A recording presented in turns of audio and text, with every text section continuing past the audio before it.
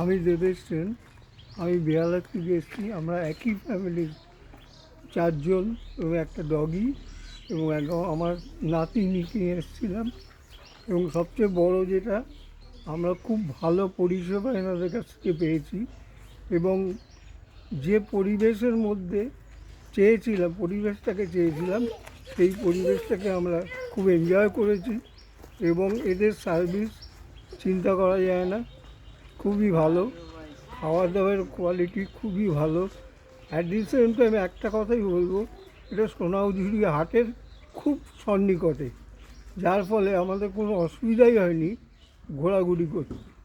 আমার এই বৃদ্ধ বয়সেও আমি ঘুরে এসেছি এবং এর জন্য অসংখ্য ধন্যবাদ পঞ্চবটী